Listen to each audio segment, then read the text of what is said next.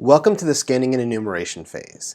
In this phase, we're going to be poking around until we can find the hole for us to exploit in our next phase. So going back to our attacker's methodology, we've already performed our reconnaissance, and so now we're actually going to be looking at doing our scanning and enumeration. After this, we're going to move into gaining our access, which is going to be where we actually are going to do our exploit. So scanning and enumeration. Scanning is, again, that active connecting to the system. We're actually starting to poke at the system, try to figure out what ports are open, what services they're running, and what versions they're running. Now, enumeration is when we start doing the in-depth gathering. At this point with our enumeration, we actually have found the open ports, and now we're going to identify those services on those ports. So for example, if I found that they're running port 21 is open, that's an FTP port. That's scanning. But once I go and do a little bit further research and I figure out that they're actually using VSFTP, that actually is going to be enumeration. We're going to compile all this information so that we have a lot of information to work with as we begin doing our exploits. The last piece of this phase, after we have scanned and enumerated, is identifying what those vulnerabilities are and what exploits might be available so that we can move into our gaining access in the next phase. So the question always is, what tool should I use? And there's a lot of different tools out there for this. Now, there's no good single tool. There's no one single source. And the reason for that is every tool does something a little bit differently. Some tools you have to pay for. Some are free and open source. Some tools are easily detected, while some others are more covert. So it's really going to depend on what you want to do. There's other tools out there that when you run them, they're going to crash services on the victim machine, which then is going to create a denial of service and you're going to get caught. So you have to be very careful with some of these tools. So what are we going to use in our class? Well, we're going to use ZenMap. And ZenMap is a graphical front end for the Nmap scanning program. Now, Nmap is by far the most popular scanning program in the world, and ZenMap lets us harness all that power in an easy-to-use graphical format. It's a free and open source product. It runs on Windows, it runs on Mac, and it runs on Linux, and is installed by default in Kali Linux, which is our penetration testing platform.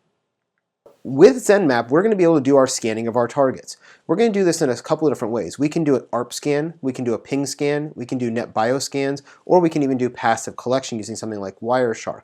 And we'll talk about these as we go through as well.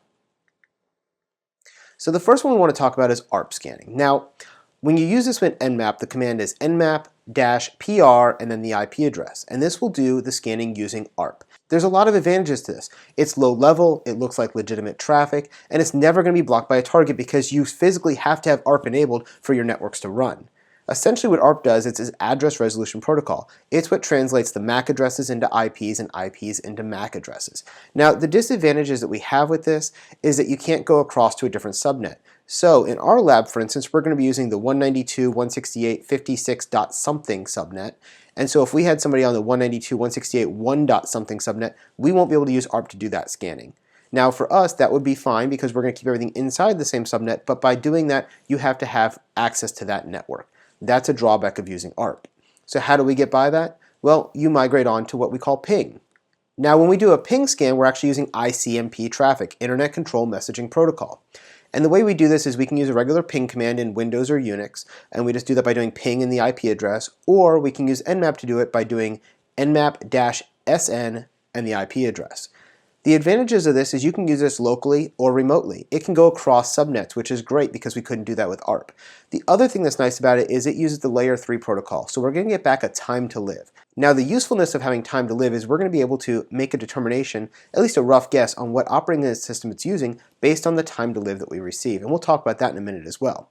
So what are the disadvantages to ping? Well, it's blocked by many firewalls. Some network IDSs are going to log the ping activity, and so you may get caught if you're doing a bunch of ping sweeps.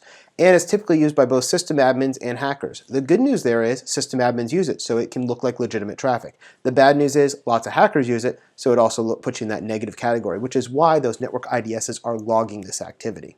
So beyond ping, we can actually move into what's called traceroute. And we talked about this in the last lecture for reconnaissance as well. And we can do that using Nmap as well. We can do nmap-traceroute and the IP address. The nice thing about doing it this way as opposed to a ping is we're also going to get all the IPs of the routers along the way. Now the bad thing of this is it is blocked by some firewalls just like ping because again it's that ICMP traffic. The next one that we can use is NetBIOS. And NetBIOS is actually something that's used by Windows. It blends into a Windows environment very well because Windows is sending NetBIOS requests all the time. And what NetBIOS does is it converts the IP addresses to that Windows workgroup name or that host name on the network. This will actually be able to give us a lot of details about the host. We can find out if it's a member of a workgroup or a domain, we can find out its host name, we can find out its MAC address, and we can find out if it's doing file and print sharing across Windows. And if it is, these are vulnerabilities we can later exploit. Now, the thing you have to be careful with NetBIOS is if you try to do a NetBIOS lookup on a Unix machine, that's going to look really odd because Unix doesn't use it. This is really noticeable and it can really flag the defenders. So, we talked a minute ago about time to live. Now, when we do ping, we do get back the time to live. And that is probably one of the simplest ways to fingerprint and figure out what OS they're running.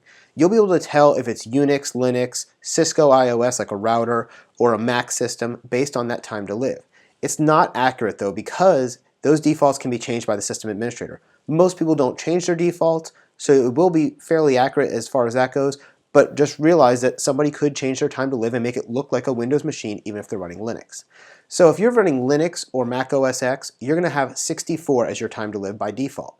If you're running Windows, it's 128. If you're running something like Solaris or Cisco, it's 255. Now these are just some basic numbers to use, and again, they're defaults. They're not the hard and fast rule, but they do give you a good starting point as you're trying to fingerprint that OS. So the next stage after we do our scanning is our enumeration. And we talked about this before, that enumeration is finding out those nitty-gritty details. We're going to determine the OS and the service packet that we're running, and we can identify the machine's role. Is it a workstation, a server, a router, some other infrastructure device? These are all important things to understand. And we're going to use this information to find the vulnerabilities for the identified services. Now by doing this and getting more information, we can be quieter in our attacks. The more we know about the victim, the more quieter and well refined our attack can be, the less likely we're going to get caught. So as I'm doing my scanning and enumeration, what are the kind of things I should be looking for? I need to look for ports. And the reason I want to look for ports is that there's a port associated with a service. So for example, if I have a web server running, it's going to have port 80 or port 443 if it's unsecure or secure. If I'm running FTP, I'll have port 20 and 21 open. If I'm running something like SSH, it's 22.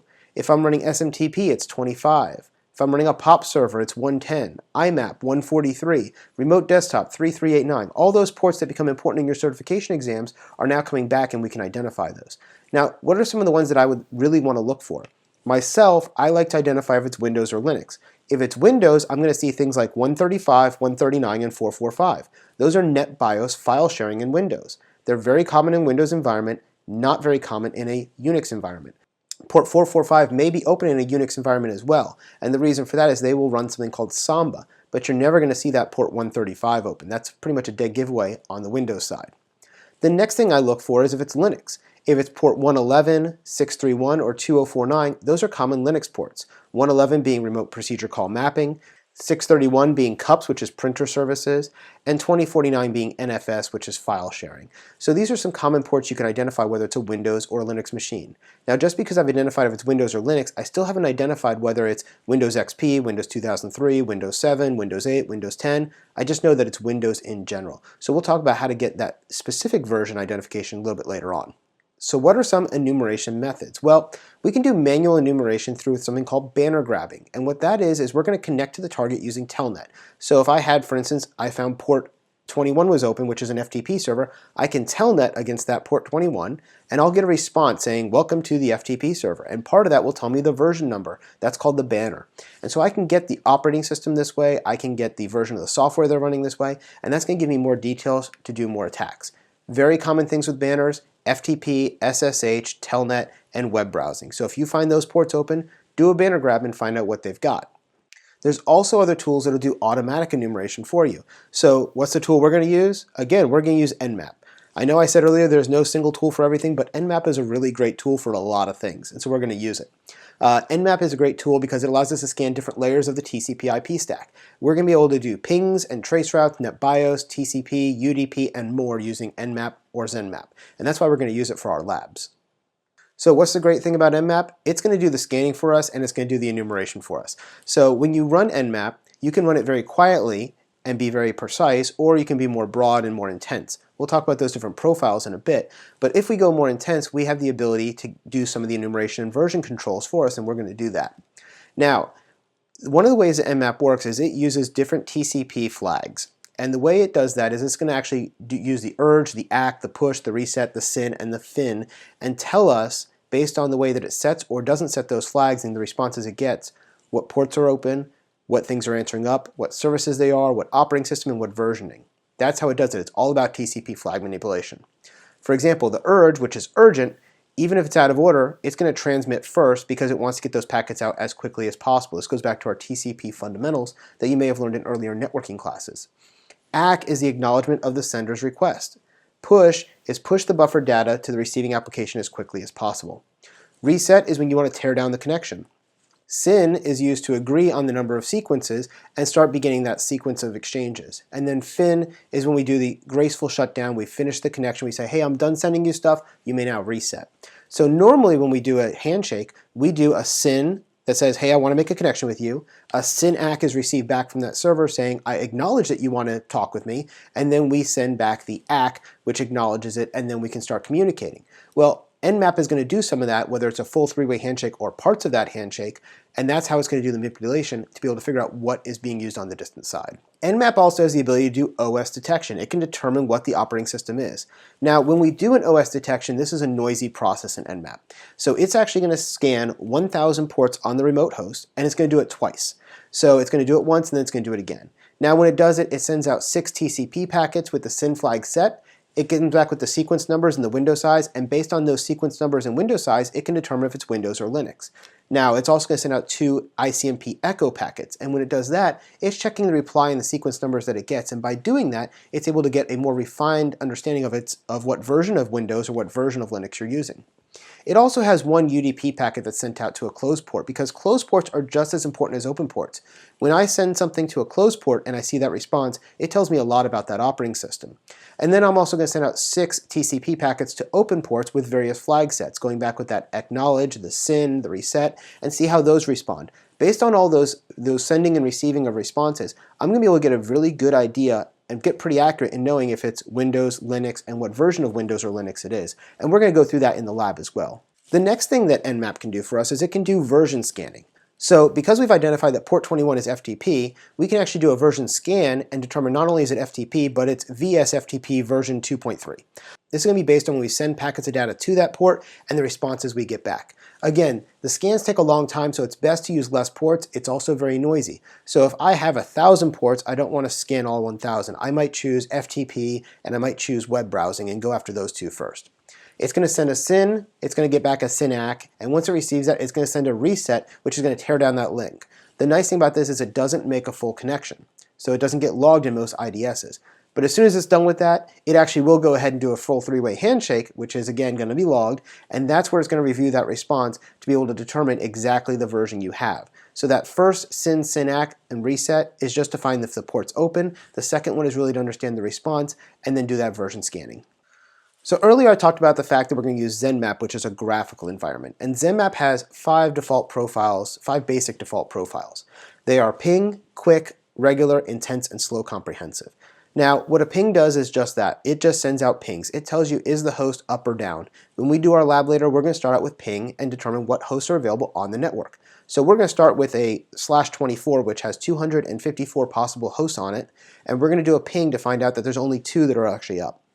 Then based on knowing those 2 are up, we're going to do a quick scan of those 2. And what a quick scan does is it does the first 100 common ports and comes back with the information on those. After that, we can go to a regular, which does the 1,000 most common ports, and then we can even go into an intense or a slow comprehensive, which again gets us more detail. When I do something like an intense scan, I actually run about 150 different scripts on it so that I can get net BIOS information, version information, operating system information. All of that enumeration is done for me inside that intense scan. So again, it's a little bit noisier, but I'm going to get a lot of great details back. And then slow comprehensive, it's going to do even more of that. It's going to scan every port, it's going to scan every host on the network, and it's going to really run a ton of scripts just to find out as much information as it can. This is really, really noisy. If you're not the system administrator, you don't want to be running slow comprehensive. I would not run slow comprehensive if I was the hacker. I would get caught too easily. And finally, that brings us down to, now that we have done our scanning and our enumeration, what are we going to do with that information? Well, let's assume that I went and I scanned a Windows machine. And on that Windows machine, I found that port 135, 139, and 445 were open. That's Windows File Share. Now, I can go to cve.miter.org, which is the Common Vulnerability and Exposure Database. In there, I can search for the operating system version I found, Microsoft XP, for instance. I can search for the fact that they're using file sharing, because I found those ports open, and find out what vulnerabilities exist. Now as I go through there, I'm going to find a vulnerability that exists. For instance, the one we're going to use, Microsoft 08-067. That particular code is the Microsoft knowledge base article for a bug that they found in 2008 to the Windows XP operating system. Now, what we're going to do is we're going to match that vulnerability to that code, and that code we're then going to use inside our exploitation in our next phase, which we're going to use a program called Metasploit. And in there, we're going to be able to set that exploit. So now we have a vulnerability and an exploit, and when we match those up, we then have an exploitation, and that's how we're going to gain our access. So at this point, we're going to move on and go into our lab environment. Here we're going to actually practice some of these scanning techniques that we just talked about.